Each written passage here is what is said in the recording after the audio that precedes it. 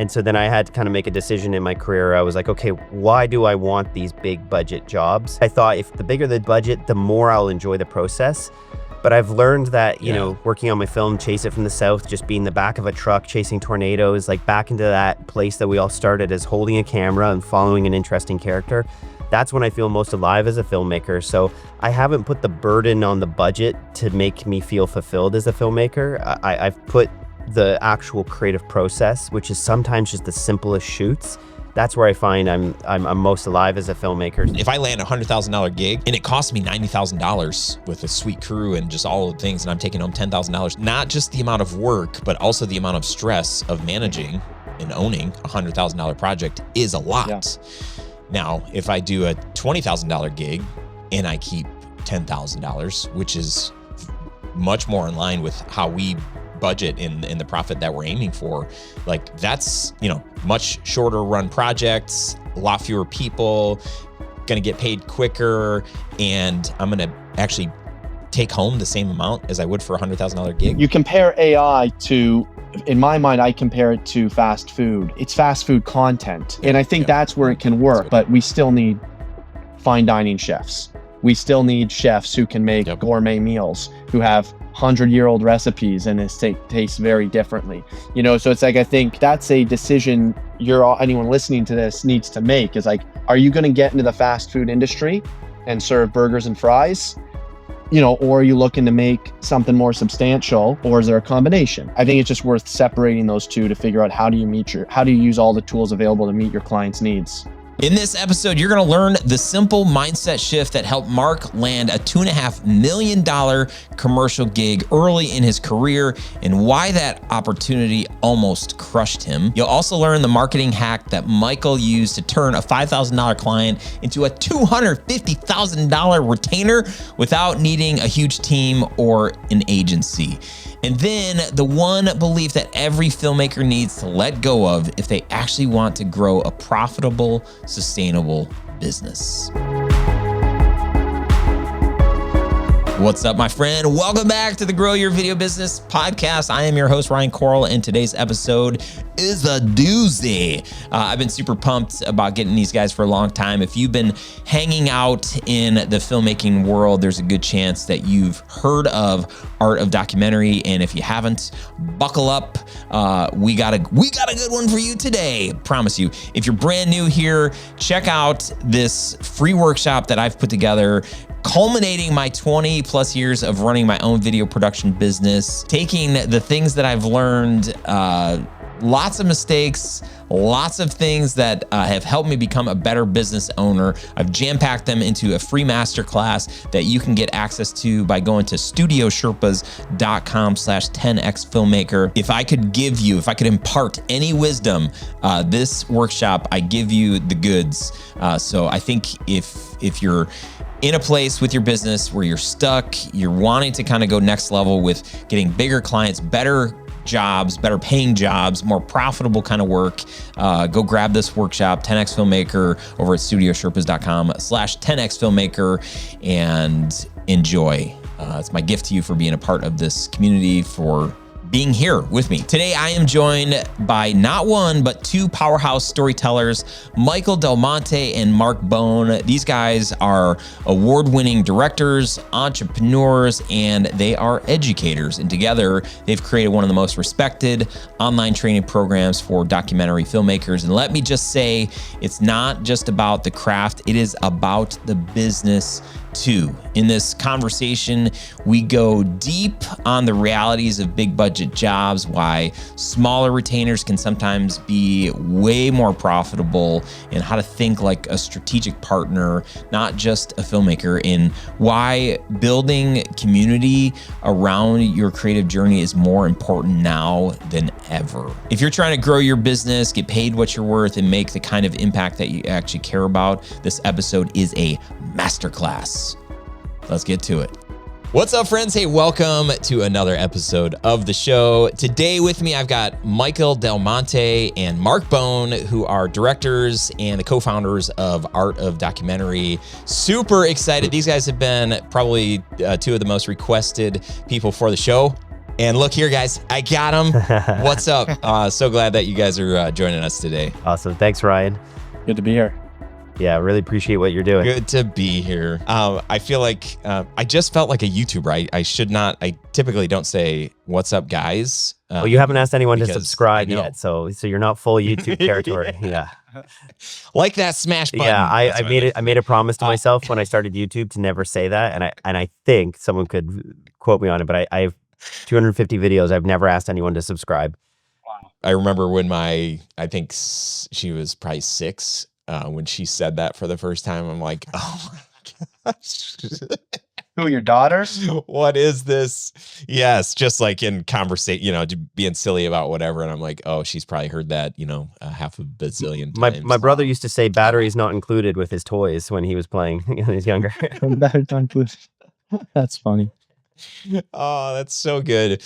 Well, gentlemen, I do appreciate you taking time out to spend with us this morning. The work that you guys do, it's so good. And the way that you're helping so many people. You just shared a testimonial right before you hit record, how you helped somebody just land their first $20,000 gig, documentary style, something or other. But that is awesome. And I know because when you're in the work of doing this, maybe it feels like work, maybe it doesn't. And you hear stuff like that, you're like, yeah, that's why we do this work, is so people like you can land $20,000, $50,000, whatever. But don't let that go unnoticed, right? Take time to celebrate that and to just be like, man, you changed this person's trajectory or help change, you were a part of that. So kudos to you guys. Great job. Thanks. Appreciate that, Ryan. And that's our show for today. Thanks for joining. We'll see you next week on. I don't know if you want so give us. You want to gloat more? Yeah. No, the thank you is enough. I just, I know it can just be one of those things that's just like, but it's a big deal. So I just want to recognize, help you guys recognize that. So the work that you guys do, maybe there's some people that aren't familiar with AOD. Just give us a glimpse of your filmmaking career and how you guys started this work together to see that there was a need to help people in the documentary, in the filmmaking space to probably be better business owners, storytellers, the whole thing. Yeah. It was years ago. I got an email to someone asking me to help edit on a film, and wasn't sure. That's not always a promising thing of where I was at in my career. I was, it was in the church setting, and sometimes that can just be like, someone's home video. But I ended up seeing all the best runners in the world shot in 4K and forest at sunlight, and it was Michael's latest film he was working on, or his first feature film rather. So we connected over 10 years ago on Mike's first documentary feature film. And then years later, we reconnected again on a short doc that we had to shoot in Sri Lanka. And there was such a tight schedule that I reached out to Mike because I knew he had the same camera package, he could shoot, and he could direct. And so I could actually send him to the other side of the country while I was in another part. And in turn, that 10 days of shooting became 20 days because Michael was his own self-sufficient unit. So that's where we kind of rekindled that friendship and working relationship, and then lo and behold, the pandemic hit, and I was running my YouTube channel, and I just remember telling Mike one day in the office, and this is what I so appreciate about him and why I think we work well together as co-founders, is I just said, I was like, I asked my YouTube audience if I should start a course, and like at that time I think I had 8,000 subscribers, and 800 said yes. So I told him, I was like, should I do it? He goes, yeah, let's do it. Like it was just well, why not? Let's go for it. And so Mike at the time had a great team of editors. And so I just started recording the content, and, there's more to it. We were really strategic about what it was, but I think it was always coming back to a real big pain point for me, which was I went to film school, spent tens of thousands of dollars, and came out not knowing how to tell a story properly. So we really wanted to solve that with our first course we put out there, which is our Documentary Foundations one. And it was the complete guide to compelling story, to compelling documentary films. And so that's where Mike and I kind of kindled that working relationship. And from there, the AOD has just grown. Something to add there, Ryan, is Mark and I had similar but different strengths. Like, I think I was always a bit envious of the brands that Mark was working with in his commercial world, because I was focused more on feature docs, but then to make money I was doing more kind of very unknown brands, but they had good money to keep me on retainers. So I built my business differently. And part of those clients was a lot of them were doing online courses. And so Mark had this incredible ability to communicate on YouTube that he had been developing. He had an incredible commercial director. He had done doc work as well.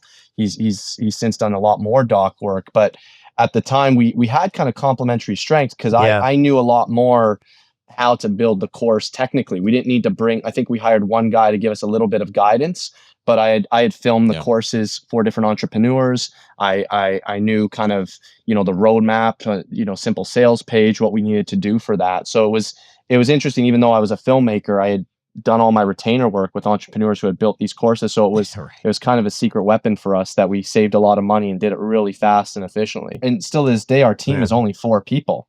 Yeah. I mean, our full-time team is just 4 people. So we've kept it just very tight.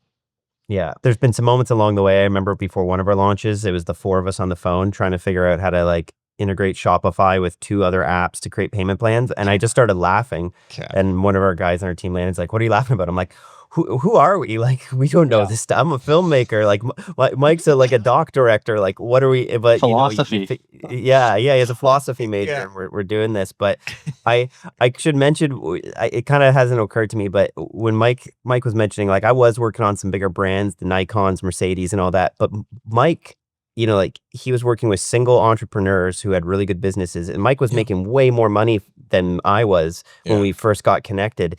And I think there's something to be said about that, where Mike just had his three clients and worked with them. And I remember being like, wow, like, I'm here thinking that I have to work with the biggest brands in the world, but to do one commercial with one of them, it's 6 months of my year. But meanwhile, you have these great retainers. So it was great because we've been able to take both of those skill sets into AOD and talk about working in the kind of the big corporate commercial side. And then also, like as Mike's done with a lot of his careers, working with single entrepreneurs who have a thriving business. Mm-hmm. Yeah, I love that. So Mark, you definitely sound Canadian. Mike, I'm not picking it up. I'm Canadian. I just hide it better.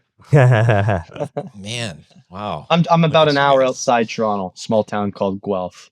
Which should make him more Canadian, but my boots and hoose and all that. Although I have like half American blood, so I don't know what's going on. So yeah. Well, it's the force is strong with you. For both of you guys, I think a big struggle that most of us have when we start playing with the camera, we start shooting and editing and realize like, this is amazing. I mean, that's the story. I mean, 400 episodes in the show and I've had so many filmmakers in here. It's like, what's your story? It's like, somebody asked me to shoot this thing. I did it. And then I was like, oh my gosh, it's like everybody's story.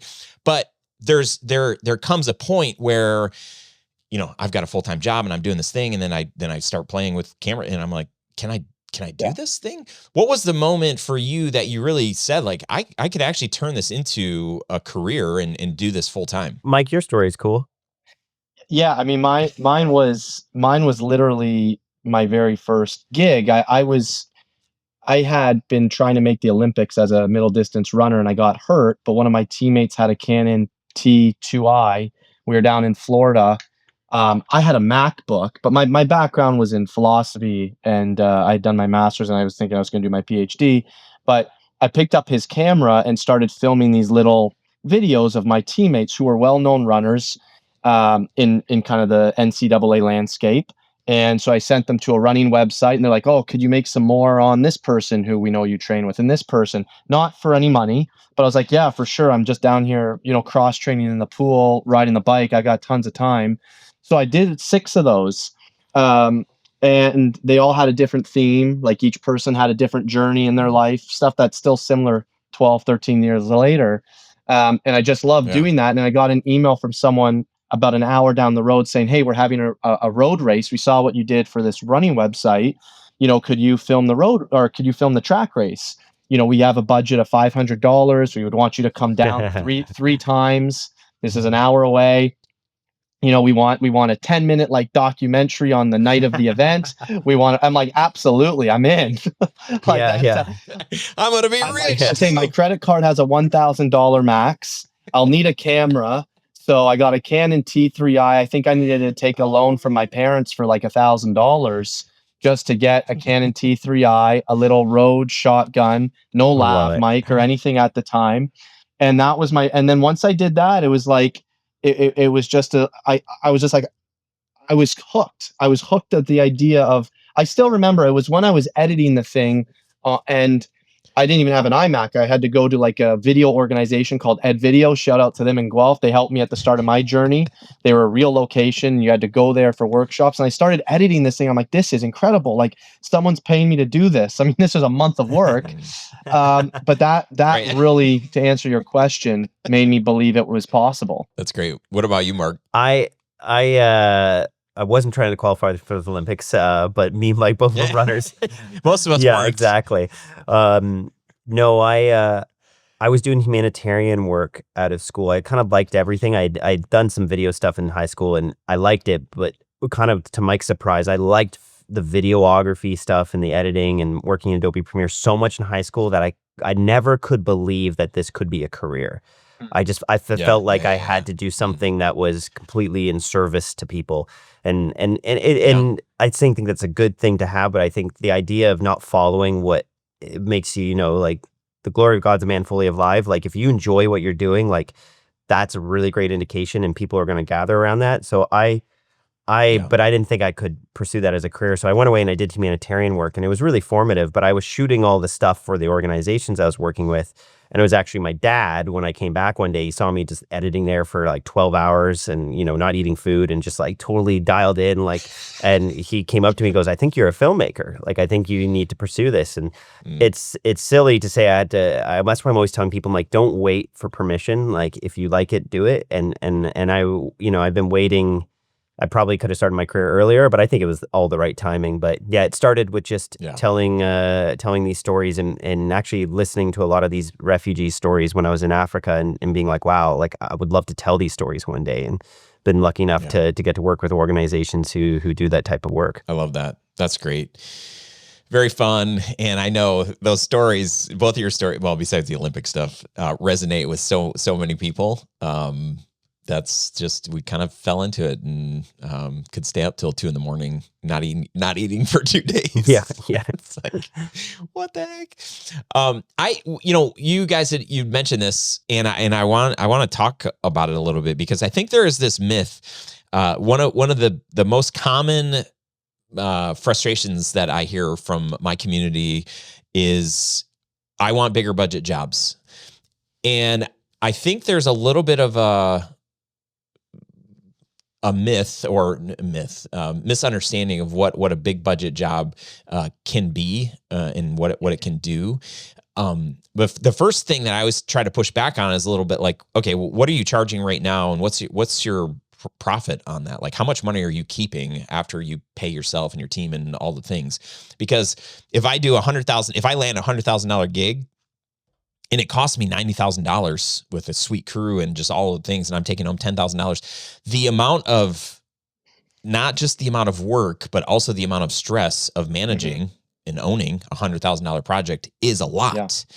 Now, if I do a $20,000 gig and I keep $10,000, which is much more in line with how we budget in the profit that we're aiming for, like that's, much shorter run projects, a lot fewer people, going to get paid quicker, and I'm going to actually take home the same amount as I would for a $100,000 gig. Like, dispel this like belief, or let's just like press into this a little bit about, the fancy, big, huge clients, big, huge budgets versus, kind of Mike's story of like, well, I wasn't working with like huge brands. I was working with these entrepreneurs. Just talk about some of the pros and cons of this thought. Yeah. Mark, do you want me to start? I mean, yeah. Something I learned. You guys are so Canadian. Something I learned. You're just too nice. You just well, I think we both have different stories slightly. So I mean, I'll share mine that just to be very transparent for your audience. Like, I didn't get my first 5,000. I'll talk about margins. I'll get into that in a second. But like, I didn't get my first $5,000 job until 3 years into it. I didn't get my first. I got my first $10,000 budget. I'm not talking margin, but budget. 4 years into it. Yeah. I got my first $100,000 job 9 years into it. These are commercials, not docs. The docs were Yeah. bigger earlier, but and then I just finished a $350,000 commercial, and I'm what, 13 years in. So that is a fairly, just for your audience to know, I mean, that was my story. I'm not saying that that's for everyone, but that was the roadmap to kind of build up to now next one you'll look at 500,000 type of thing. But what I learned early on about margins is, as you say, Ryan, like a $10,000 job depends on how much you make of it. I learned early on that 80% of my income was coming from 20% of my clients. I just looked at the invoices and it's like, huh, it's the same name. It's the same name. Why am I looking at this person as a $5,000 job? If I pitch them an ongoing retainer, figure out how I can make this work for them and me, it's not a $5,000 relationship. It's a a $60,000 relationship over a year. But if I could, some of those clients I turned from 60,000 to $250,000 in 12 months of retainer work, because I didn't view them as a, one shoot customer, right? And I think, and by doing so, I was still able to keep margins very, very high for me. Like that type of work I found was the best. It aligned most with my filmmaking goals, which were, if I do retainers, it's going to be me. Sometimes I brought Mark out or I bring someone else out to help shoot. But for the most part, I was keeping 80, 90%. Okay, that's a little exaggerated because I would have an editor, but that would break off over the different retainers. But I was probably operating 70, 80% margins off of a retainer business to be making, $500,000 a year. This is before AOD, and so for me, that aligned so much with my goals, which were to make films, because I only needed to work a few weeks a month, the way I organized it. And then the rest of the time I could be working on the retainers. That said, I mean, I've got friends and Mark knows people, and their goal is to get to that $1 million, $2 million commercial. And they leave everything on screen. They might take home 10K, but their goal's different. They're living off of less. They want to get to the Apples. They want to get to that big, Squarespace ad that has a huge media buy. And so they're willing to spend years of time making very low margins so that the final product looks as good as possible. And that's their strategy. So it really is trying to think about what you want to do as a director and for your business. Love that. Yeah. Before you share your perspective, Mark, I'll just say, I just wrote the note down here. Define what you want. Yeah. Because a lot of people they'll see what I do, they'll see what you do, and they'll be like, that sounds sweet. It's like, yeah, it sounds sweet and that sounds cool and whatever, but is this what you want? Because when I started doing video, I wanted to make films that like moved people. Yeah. I watched stuff, I went to this church that had this really cool production department, and every single week I'm watching these life transformation stories, and I'm just like bawling, watching a 7-minute video. And I'm like, that's what I want to do. I didn't have a desire to do Hollywood. I didn't have a desire to work with agency. I just wanted to make that kind of stuff. So for me, it was very clear. This is my goal. This is what I want. I don't need Hollywood. I don't need to go to film school or anything. I can just learn as I go and get better over time. But then there's the other people that have, just these life goals. Is like, man, I would love to land a Nike or an Apple or, Squarespace or whatever. That would be super cool. I have zero desire. Like what I've spent the last 20 years doing is like, how can I create something that's meaningful and profitable? That's like, those things have been driven my business. So you look at some of our work, it's like, like I wasn't super passionate about that thing, but we made a lot of money. Hey, I was actually super passionate about that thing and we made some money. So for me, like I've defined and I continue to refine what it is that I want, but that's a very important question that we all need to ask of ourselves. What do we actually want? And it's often, my experience is you're likely going to have to be doing both at the same time. Like you're likely going to be doing things you don't like that make money, so you can buy back your time to do. I mean, I'm good friends with a very successful director, and he's working on a $25 million film right now, which he'll make, next, I don't want to say next to nothing, but it's basically rate. Like it's the minimum rate you could possibly make in Hollywood, because he wants to make that movie so bad. Then he'll go to his commercials, and that's where he'll make his 50K a day rate, but he picks and chooses. And I think filmmakers, anyone running their own business, needs to take that time to step back to be like, what is that thing I really want to make? And then what are those things that I can make money on? and figure out how do I balance those two. Yep. Love that. What about you, Mark? Yeah, my career changed with an emoji. I'd been directing commercials, and I was very lucky, serendipitously, because of my documentary background. About 2 years into my directing career, like with less than a year into being signed as like a real director with an agency, I landed this job with Nikon that was like 2.5 million euro budget, 10 countries, traveling around the world. And in some ways, it perhaps happened a bit too early in my career. I don't know if I was, I was just, they'd chosen me because of this film Riscate I made. And, that was just me and my camera by myself. And I was still one of my favorite filmmaking experiences. And then cut to me then in Scotland from the first shoot. And, you turn the camera around and there's 50 agency crew, like full tour buses with people. And they're asking me to make an intimate documentary. It was really quite challenging. And, you make your director's day rate and you break that up over all the pre-production and travel. And it sounds amazing, but then you end up, like I say, you work 6 months and it's quite grueling. And I'm not complaining about it. But where that emoji comes in is I reluctantly started my YouTube channel years later because I was really afraid it was going to hurt my directing career because I really wanted to be seen as like an auteur director. I to the point that I like perseverated over it for 2 years, and I started the channel by myself in my house and would upload it just to Dropbox so no one could see it because I wanted to know, like, if I'm going to do this and it's going to screw over my directing career, do I at least enjoy the process?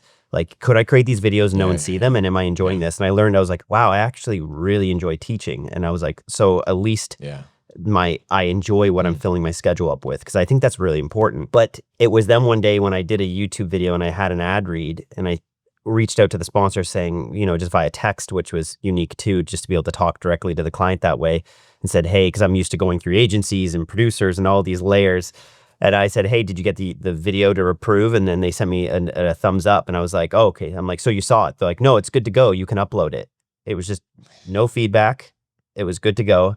And I had made, with that one video and that 90-second ad read, I made 50% of what I made as a director on a daily, like in just one quick sweep. I was like, wow, if I do 2 of those and I can do 2 of those in the morning, I've made my director's rate. So it occurred to me that it was this path of least resistance to the same amount of money. And so then I had to kind of make a decision in my career. I was like, okay, why do I want these big budget jobs? And I think a bunch of it was probably perhaps ego, as I was like, oh, that's going to, or at least I thought if the bigger the budget, the more I'll enjoy the process. But I've learned that, working on my film, Chase It from the South, just being the back of a truck, chasing tornadoes, like back into that place that we all started as holding a camera and following an interesting character. That's when I feel most alive as a filmmaker. So I haven't put the burden on the budget to make me feel fulfilled as a filmmaker. I've put the actual creative process, which is sometimes just the simplest shoots.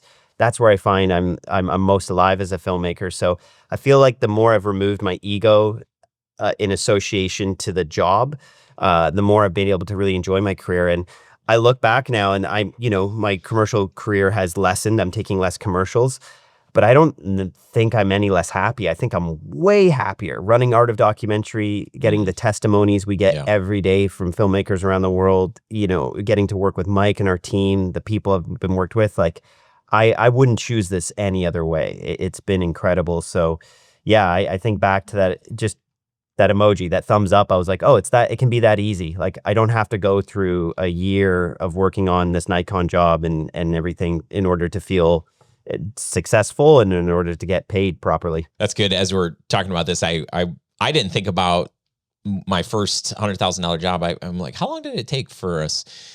And it was about a decade. And actually the proposal that I sent off was for $99,500 because I'm like, I can't put $100,000. Like, nobody's gonna buy this. And the client came back and she's like, yeah, this is about what I thought it would be. I'm like, oh, geez, okay. So it turned into, I think, like $130,000 or $140,000 job after a bunch of like scope change and whatever. So that was amazing. I just had a conversation yesterday with this whole super awkward situation that I found myself in with a potential client and her team and whatever. I ended up having to do a one-on-one with this client to just clear the air and just say, hey, like, let's get on the same page here, because I feel like we got off to the wrong start. This hasn't ever really happened. I'm not even going to get into the details of all this, but we end up on this call, and the way that she doesn't value the work that we do, and I'll just say collectively, we as filmmakers and video production people, just because, you know, she's like, well, I'm, you know, and she gave me her whole, you know, I do this and I've built this and I'm speaking at this event and I, you know, I've got this and somebody's going to buy my business and blah, blah. And I believe it. Like, she has built this like incredible business, and I'm just like nodding the whole time. And she's like, and my husband sells luxury homes, and I was telling him about your workshop and how you charge for this. And wow, I'd like to make $2,500 an hour. Like that'd be nice. And maybe I'm a little bit jealous that you get to charge this for your workshop. And it was the very first conversation we had. It was so condescending toward the work. And I'm not new to this. So I'm just like listening. I'm like, oh, this is actually kind of entertaining. Yeah. Like there's no, so in that conversation, I really realized like, this is not a good fit client for me. But the way that conversation kind of went, I'm like, we need one more call, because I just want to clear the air and make sure that she doesn't hold anything against me, or at least I can, whatever. So my point is the tool or the belief that I want to help people understand is that just because somebody says something like that doesn't really value what you do, doesn't mean that it's not valuable. Yes. It's still, and then I have another, a guy doing a website for a very large client of ours, actually the same client that I got this 6-figure job from a decade ago. He's doing their website, and we produced this like really, really nice film. It's like a 20-minute mini doc, and he's hanging on to it. He's not, I'm like, dude, where's the landing page? Like, I know the client wants to share this and we want to share it. And like, what are you doing? And he is just like smoke and mirrors. And I'm like, this is not going great. I'm digressing. He said to me, he's like, well, the client, you know, keeps telling me how much money you charge, and it's like so expensive. And I'm like, and he's telling me he's doing all this free work. He's doing, you know, he's not charging how much he should. And I'm like, bro, it's not your problem. Like, I'm living the dream over here. Like, I'm charging what I want to. She doesn't have to hire us. She can complain all day, but I've been working with her for a decade, and she still thinks we're overpriced. But guess what? She keeps calling us. You are frustrated, annoyed, and you're not even making how much money you should. I wouldn't mind being frustrated, annoyed, as long as I was making what I want to make. But here I am, like, making what I want to make and not engaging in those conversations. So anyway, hopefully that doesn't sound boastful, but what I'm trying to say is there are people that don't believe in the value of what you do, and you're the only one that needs to believe that.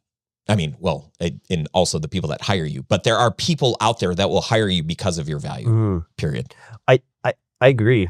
So I really do think you need to value yourself. And I think the big thing that I find a lot of our entrepreneurs don't realize is that you need to show people your value. And there's this tension of I think you were talking about rates, but I think like getting out there and showing people what you can do. If you don't value what you do, then you'll be bitter when someone does that first connection and maybe comes under budget, and you either just have to set that budget or walk away, or also recognize too, I've been saying this, that every company has a marketing budget. And so sometimes you do work for free and you see that as your marketing. Like, I'm going to get out there, work with this client the first time.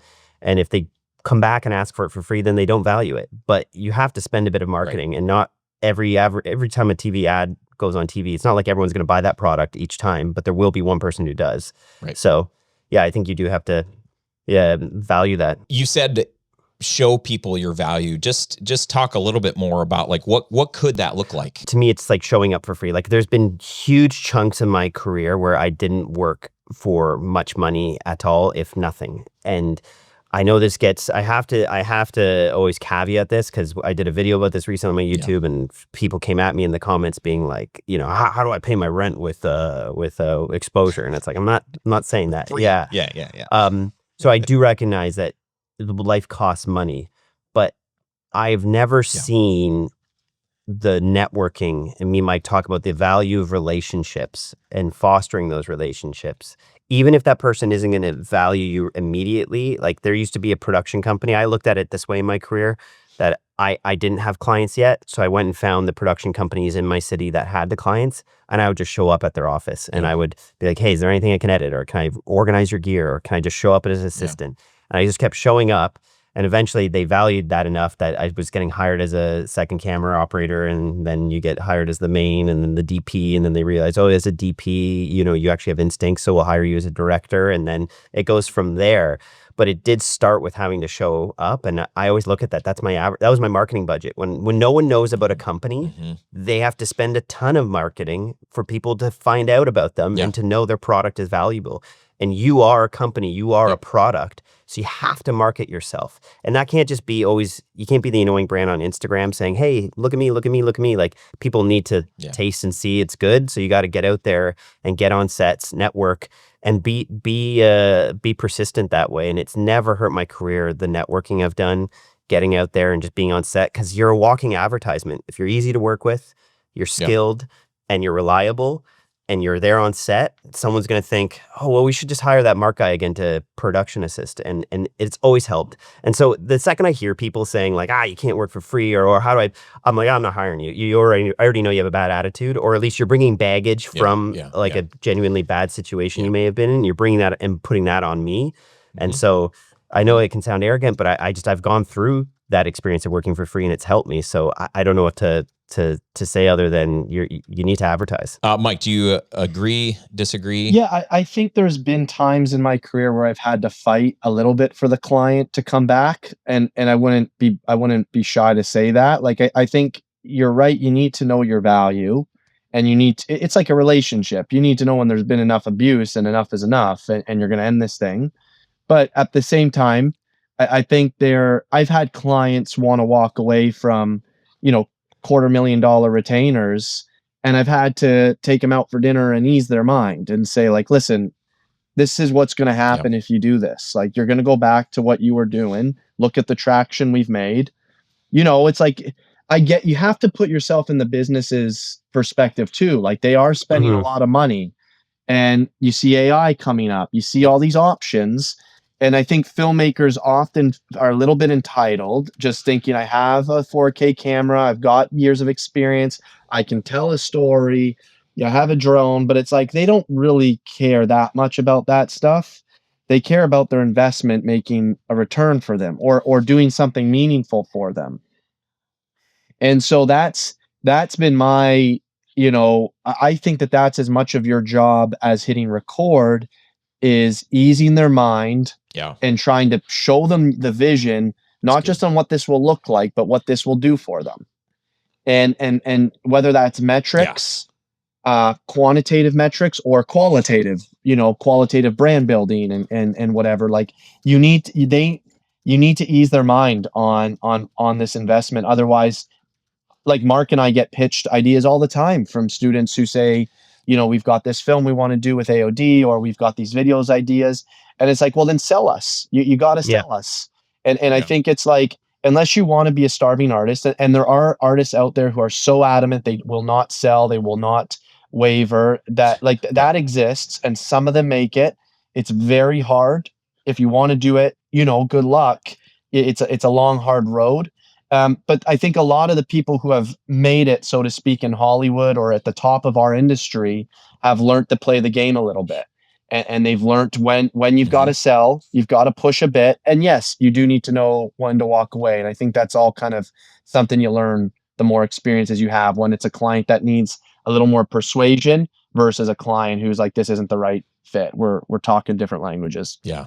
Yeah. I love all that. I really do take this line to heart. Don't focus on what it's going to look like. Focus on what it's going to do for whoever's business you're selling to. Like, when you can focus on results and outcome versus, you got a sweet camera, you got you know how to light stuff, but like your client isn't waking up in the morning thinking like, man, I really want a video. It's like, no. They're waking up with a problem that they need to solve in their business. They need to make more money. They need to hire a new, operations. But what are those things in their business that video can help solve? And video can help solve all of them. I mean, I think we can all agree that the right video can, but it's not if you're selling your cinematic, blah. Well, most clients aren't going to care. But right, it's like I'm going through this literally right now this week, like with this client, $350,000 budget.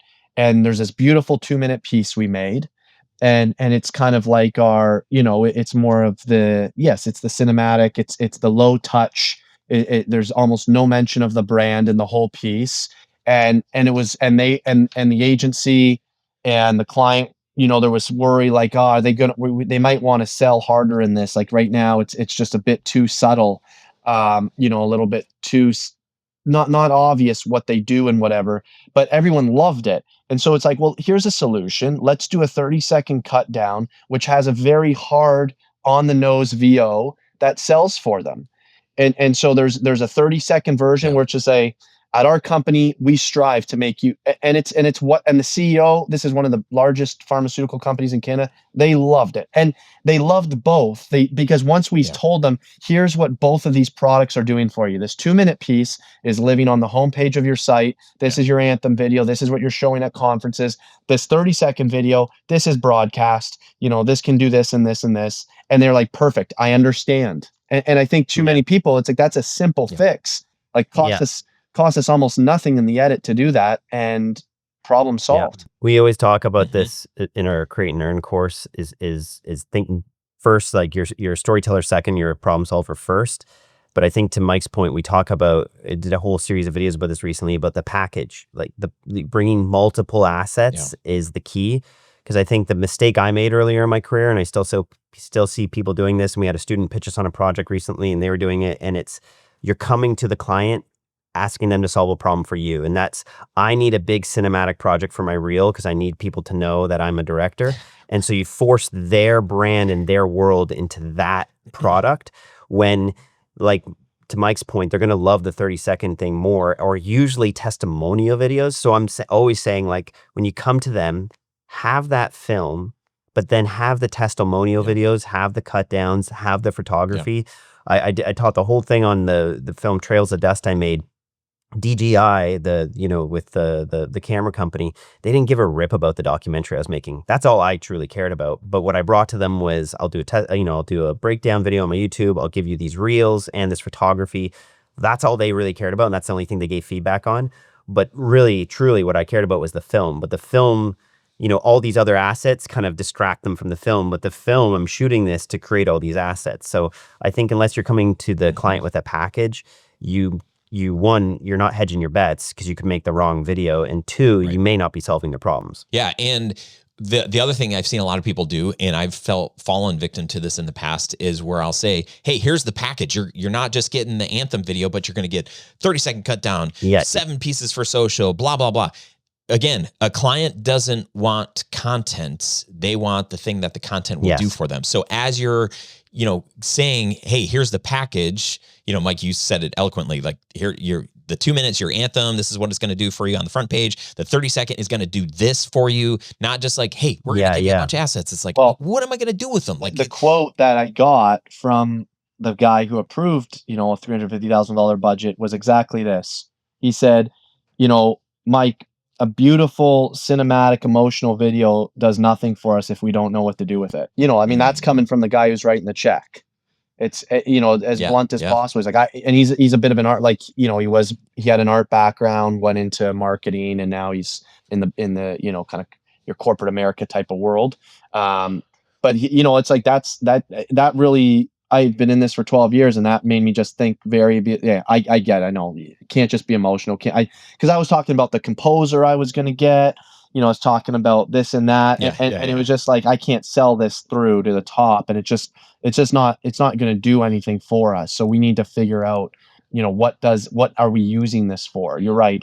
And that's where I think the AI stuff is interesting these days, and all this talk we obviously hear it in AOD from students and people who might be having some trepidations or fear that they got into the industry at the wrong moment.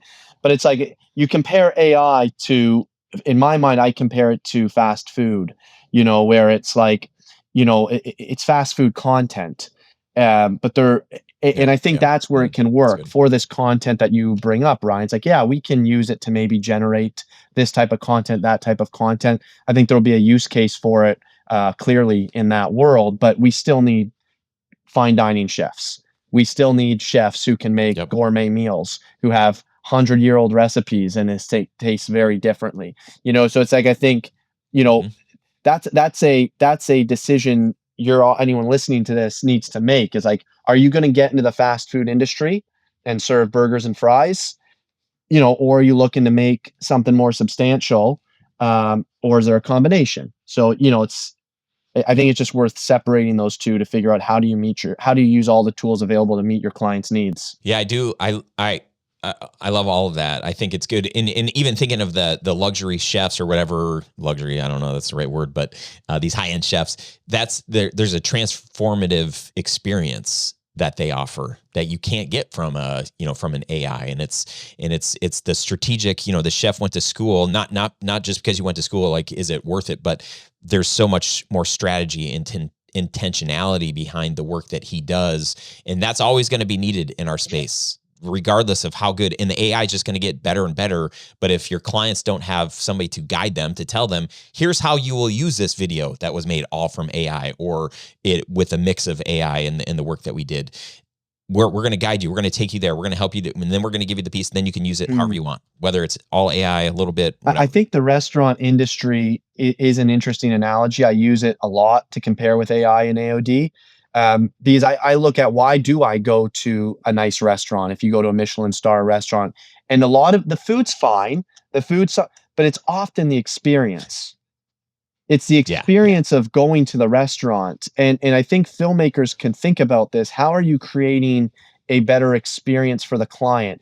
Post-production houses know how to do this very well. They bring you in, they have an egg sandwich waiting for you, and then someone comes in and asks you what coffee you want, and then lunch comes and they give you the iPad and you order you order the food you want. It's like there's an experience that goes along that I'm like, I'm going to make sure the budget's there to work with these people. They're great at what they do. We bring the client in, and so it's like, I think even on a small business level, because I know a lot of people listening to this are one-person team, two-people teams, but how do you create an experience for your client that's memorable, that doesn't make them want to just go eat fast food? I tell my students, always ask your client, like, hey, I'm stopping at Starbucks on the way. Can I get you a coffee or whatever? It's like, I had a student do that for me in Miami. He was an AOD student, David Blage, shout out to him. He was coming out to help me with a shoot, and he just asked me if he wanted some special Colombian coffee. He's like, it's cocaine coffee or something. It was like some crazy coffee. He's like, can I bring this to you? And it was incredible. And I was just like, what a great guy thinking of me. I recommended so much work to him down there after that, because for his little work, he offered me a great, I was his employer there, and he gave me a great experience, kind of what Mark was talking about earlier. And it's like, how do you create a great experience for your clients? AI can't replace your personality. That's all. Like that whenever I think about that, like, you still, like, there's three things you can do as an entrepreneur. You can be good, you can be reliable, and you can be fun. And I just don't think AI is fun. You're still talking to the computer. And so I think that's the advantage you have. Like, I think of our staff, it's like, yeah, there's probably a bunch of tasks they're doing these days. We could replace them with AI, but we genuinely enjoy the people we work with. And so I always think, like, people are fearful of AI, and so they're going back further into themselves. But I'm like, no, this is the chance for you to, like, that's still your advantage of who you are. You're unique, you're different, and you can be fun to work with, and that's part of it. It is true. The experience, the strategic guide, the wisdom that we have to offer, it's going to be really, really hard to replace all of that, definitely aspects of it. One thing I just want to mention, because I think this is something great that you guys brought up. When you talk about doing free work, I've struggled for a long time when I started realizing the value of our work, and I started telling people, like, don't do free work. But then what ended up happening, I realized, like, oh, the right kind of free work, like you're talking about, Mark, is worth doing. First question I would ask any filmmaker is, like, what's your your quarterly or yearly budget for marketing?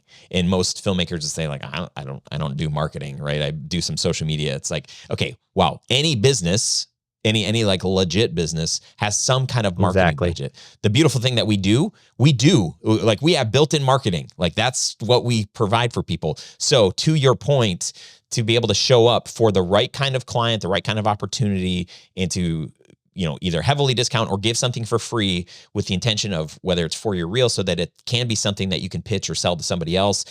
It makes sense. But the area where I want people to really think hard about is just because somebody comes to you and wants, something free because they've got this amazing nonprofit or whatever, that might not be the kind of work or the kind of projects that you want to be doing in the future. So don't just do it because you feel bad and you feel like they deserve it, but make sure that it makes sense for you and your business because you are running a business. If you want to do that in your free time, more power to you. But if this is going to impede in the time that you set aside for your business and growing the thing that you want because for your family or for your own freedoms or whatever, just make sure that you're making the right kind of decision and doing free work or discounted work with intention. I think you've got to look at what stage of your career you're in. Like I've got a wife and 2 kids now. Totally. And it's like I did one project this year for my mentor at, it wasn't for free, but it may as well been. But because it brought me onto a huge set, brought me into a world that I want to. It was an opportunity for me to to take a step in my career, but I can only, based on my obligations at home, I can only do one of those things a year. When I was starting, I could do a lot more free work, and I think when you're starting, it's okay to take on a lot more, or I would do $150 day PA rates or whatever. Like there's a lot more because my budget was just lower. And I think that is for anybody starting. Keep your operating costs, your lifestyle expenses, keep that as low as possible for the first 5 to 10 years. Like you should keep it as low as possible forever. Yeah. And then you get married and have kids and life changes. But there's no reason for you to have $5,000 of expenses a month when you're just starting. Yeah. It's like that puts a crazy. I think that puts a crazy burden on filmmakers. Which I never had. Like I lived very modestly. Like I had a couple $1,000s I needed to make a month at most. And that eased off the pressure of me trying to take on bad jobs or bad clients. And, I think people should look at that, like just kind of that basic stuff, That to Mike's point, I should caveat all that free work too. For me, was from when I was 20 to 24 years old. I had my rent was 500 Canadian, which is probably like $50 American these days. And then I parked a half a kilometer down the road, so it was free parking behind a building, that gave me then those sacrifices gave me the opportunity to do some of that free work. But again, knowing the work, there's repeat offenders. There's people who have budgets that just keep coming back. That it's like you say no to those people. Those are just not people you want to work with. Yeah. But I also think too, like it's so important, and you have to come back to this mission statement every year. But without a target, you won't know kind of what path to take. And I wrote early in my career, I'm a documentary filmmaker telling untold stories. Like I wanted to focus on that. So, that was always in the back of my mind. And so the free work I was doing, I was like, is this aligning with that vision? But to your point, maybe a nonprofit comes and they're in a different sector that you would never you're not passionate about. But that having that nimbleness of I sometimes I'm jealous of that 20-year-old Mark with his low expenses, I remember. And I would just say the thing to do or to start doing is to think through like what do you need to survive on? And so how many hours a week or a month can I give up or dedicate to, like, this is my, sales and marketing budget for films that I can create or being on set to build a relationship or whatever. Like, come up with that amount, right? So just like you would say, I have $1,000 a month to spend on something like that. Okay, I've got 8 hours a month I can spend on, free work or whatever.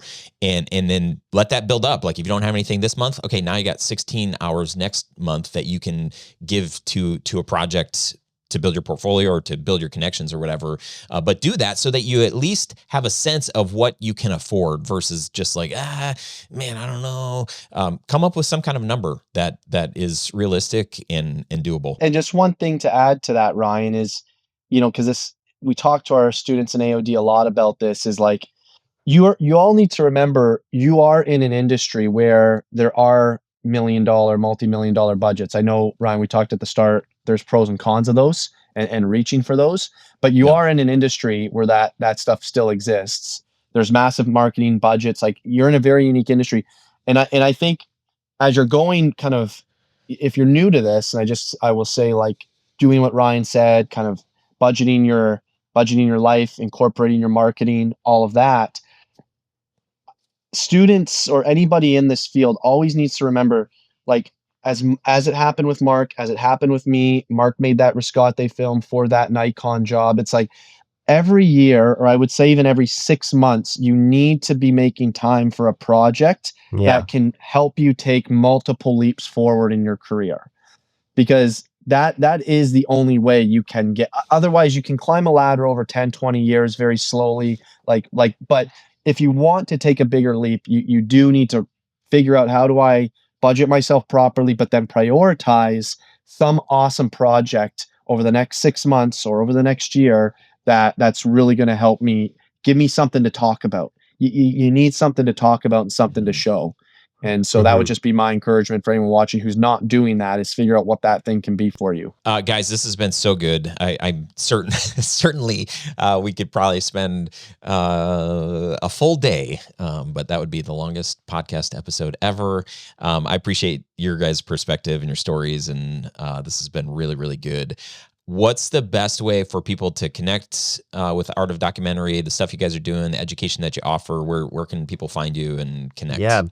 theartofdocumentary.com. That's you can join we have a newsletter that goes out every week where we give a lot of tips on the latest things that we're working on, the industry, who we're talking to. We're pitching to companies like Netflix and working with different companies where we give insights on what those meetings are like, and you can join on that newsletter there, and our Instagram too, at The Art of Documentary, my YouTube channel, Mark Bone.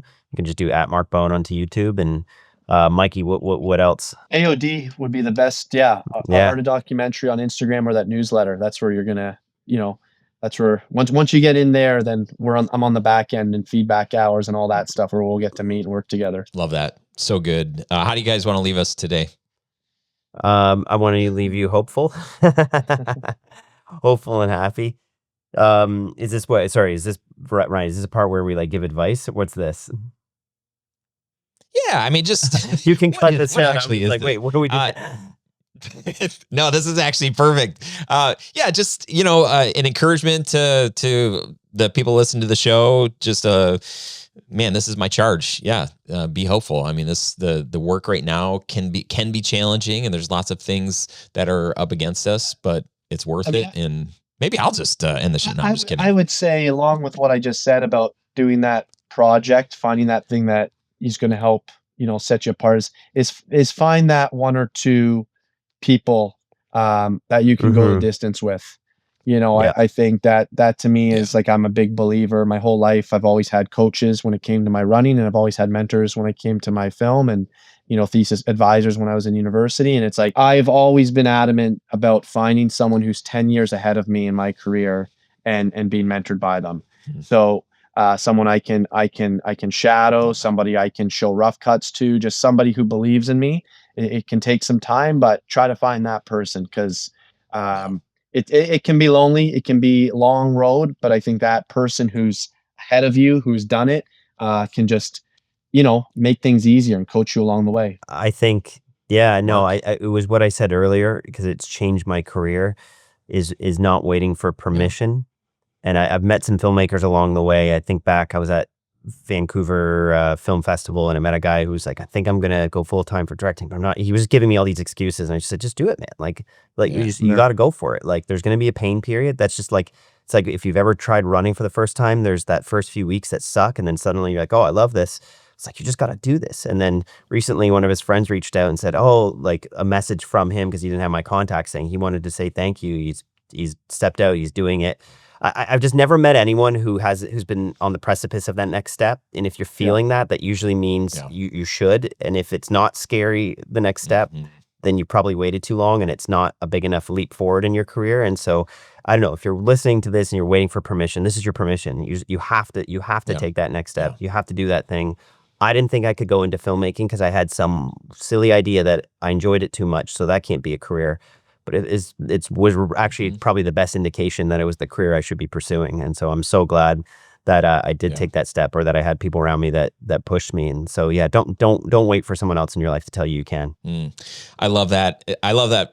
Exactly what both you said. It's like directly related. Being in community, having people around you that can speak life, that want the best for you, that can challenge you, call you to a higher place.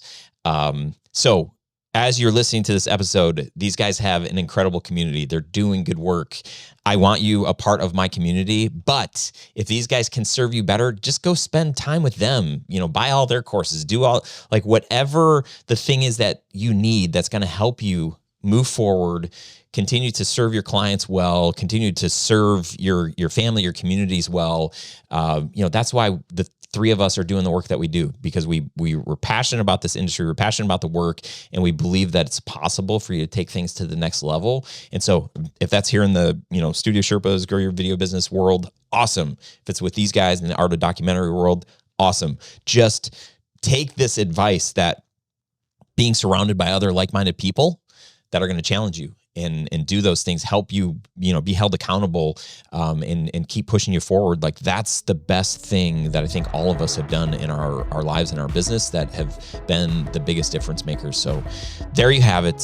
Thank you guys so much. This is actually a lot of fun to be able to meet and to have this conversation. Good job, Ryan. Thank you. Yeah, appreciate it. Love what you're doing. Thank you for this.